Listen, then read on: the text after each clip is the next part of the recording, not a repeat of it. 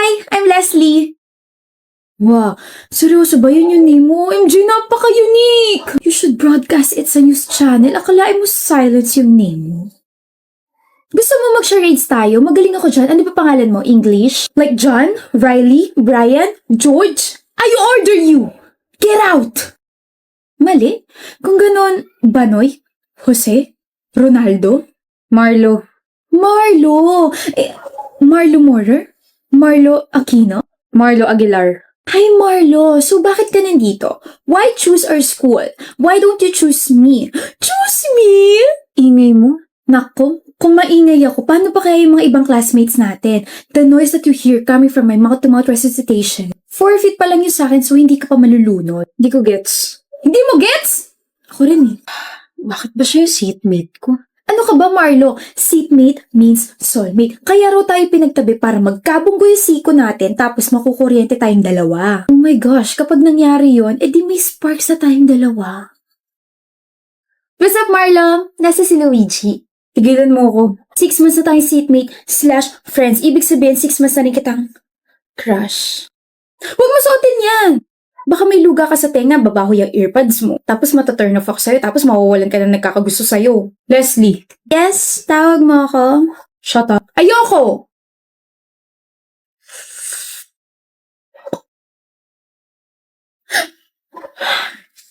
Marla! OMG, Marlo, super effective talaga na ikaw yung ginawa kong inspirasyon. Naka 5/10 ako sa quiz natin, hulog ka talaga ng langit. Pwede ba, Leslie? Pwedeng maging tayo? Di ba tigilan mo na ako? Tigilan as in wag nang kulitin, wag nang kausapin at wag nang tignan. Okay. Meron tayong activity today, class, and by pair to. Para hindi magulo, just pair up with your seatmates, okay? Leslie, Oliver, partner tayo. May partner na si Oliver. Ma'am, wala po akong partner. Pwede po solo na lang ako. Seatmate mo si Aguilar. Solo na lang po ako. Suit yourself. Thank you. Leslie, paper mo. Oh my gosh, Oliver! 8/10 ako sa quiz natin! Galing mo talaga magturo. Walang thank you. Dahil dyan, iti-treat kita. Let's go!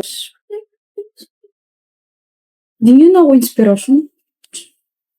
Okay. O, sino next? Iya ka na?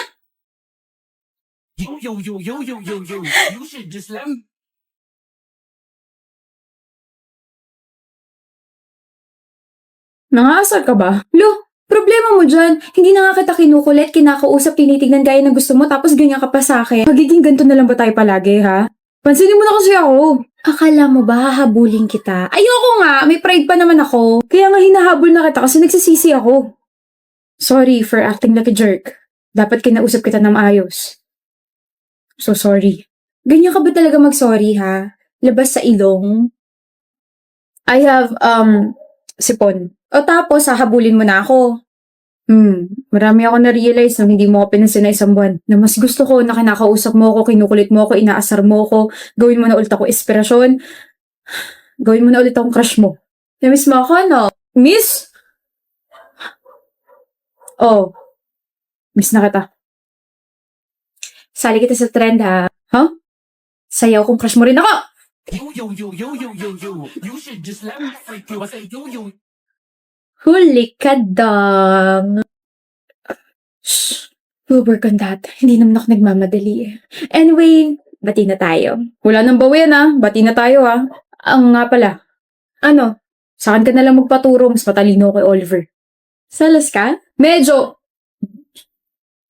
Hindi ah. Seloso, oh my gosh, seloso ka, Marlo. Don't worry, nagpaturo lang naman ako sa kanya once, pero ikaw, tinuruan mo ako magustuhan ka kahit ang sungit. Oh, corny. Pero, you're welcome. At dahil dyan, kain tayo. Sure, ano ba gusto mo? Ikaw! Ako lang pala yun, ito na. Stop! In the name of love. Sorry. Alam ko. Alam ang alin. Ha? Alam kong gwapo ako, so please huwag mo na akong titigan. Alam ko rin. Na gusto mo nang ihampas sa akin yung dala mong bag. Iba na talaga mga kabataan eh.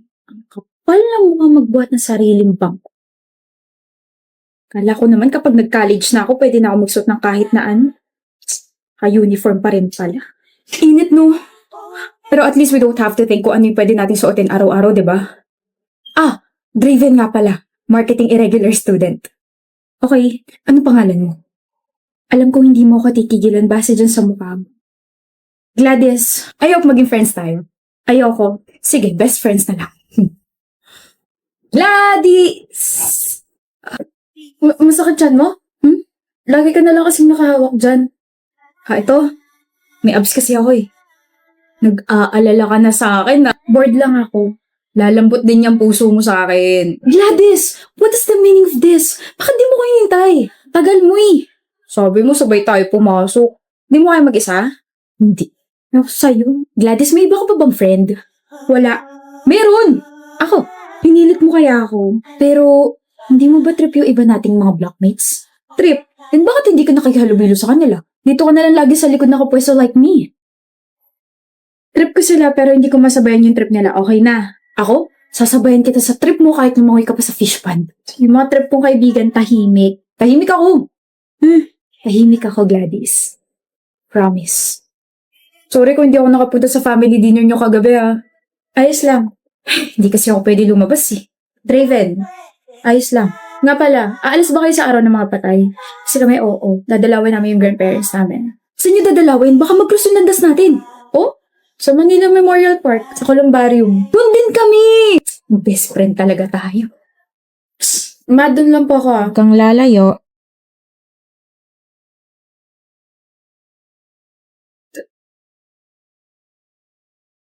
Draven Galvez.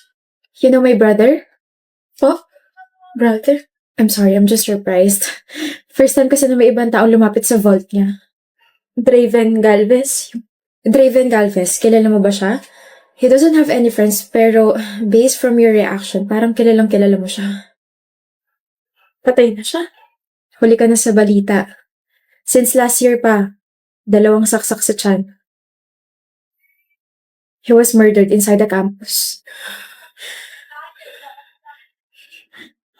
Gladys! Bakit nandito ka sa campus? Araw ng mga patay na. Bakit naka-uniform ka? Bakit? Totoo ba? Totoo bang patay ka na? Sorry, hindi ko sinabi. Naghihintay ako eh. Naghihintay? Naghihintay ako na may makita sa akin dito sa campus at madalaw ako ng taong yun sa vault ko. Yun yung huli kong kailangan gawin bago ko payagang makaalis dito sa school. I sometimes wonder bakit laging malungkot yung mga mata mo. Na kahit nangiti ka, natawa ka, hindi yun nawawala. Na parang nanghihingi ng tulong. Kaya pala palagi kang nakahawak sa tiyan mo. Kaya pala hindi ka man lang tinitignan ng ibang blockmates ko. Kaya pala parang may pumipigil sa aking hawakan ka. Kaya pala kapag nag-uusap tayo, people were giving me weird stares. Yun pala. Patay ka na. Matagal na. Takot ka na ba sa akin? Hindi ako nagsisisi sa Draven. Masaya ako na nakalala kita. Hindi ba pwede dito ka na lang?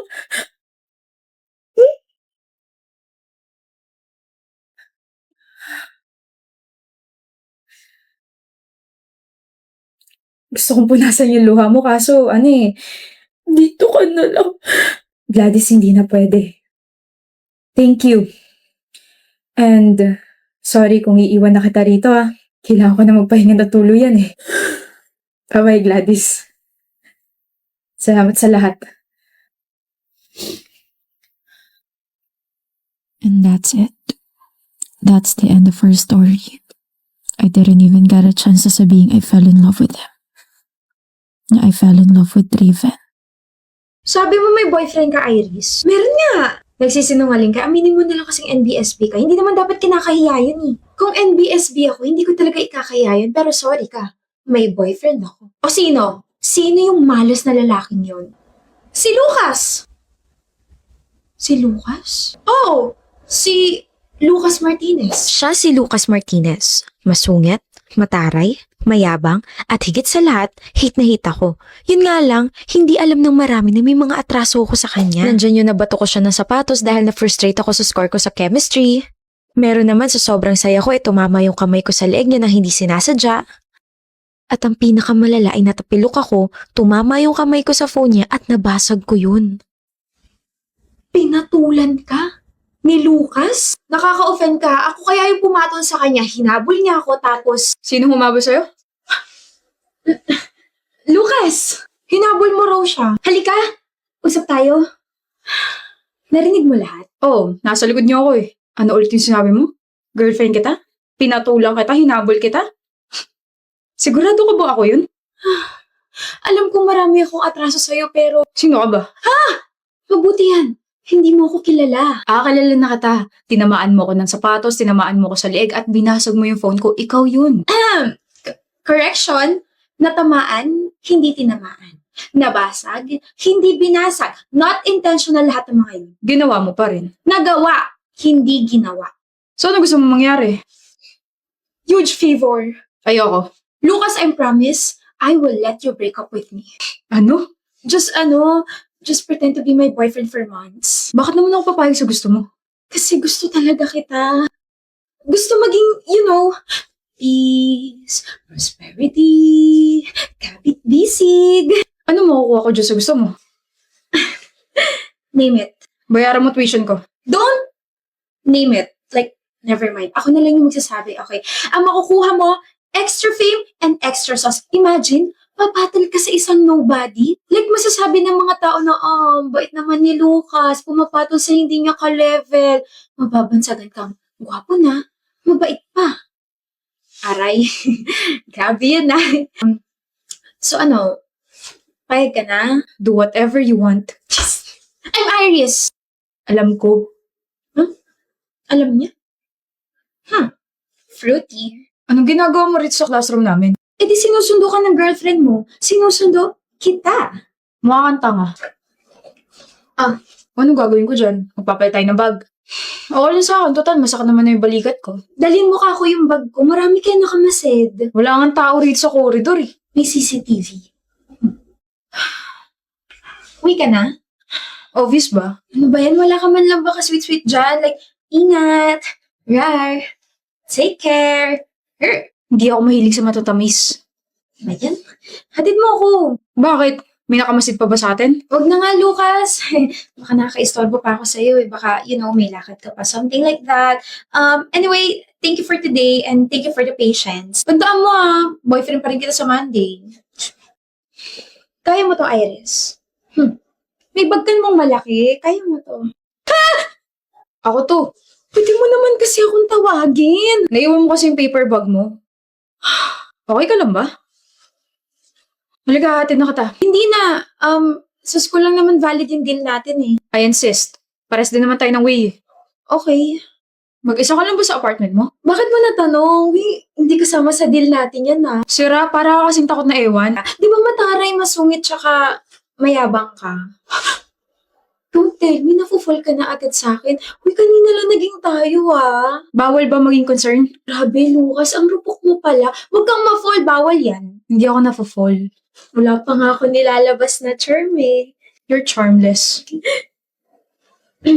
Salamat sa paghatid, pwede ka na umalis. Hindi mo pa sinasabi yung totoong rason kung bakit gusto mo yung ganitong setup. You're scared of me tapos may mga atraso ka sa akin, Iris. I'm sure may mas malalim na rason pa kung bakit gusto mong gawin to. Actually, wala namang malalim na rason. Kaya ako to ginagawa kasi gusto ko lang talaga mapalapit sa'yo. And, ayun, gusto ko mapalapit sa'yo kasi gusto nga kita.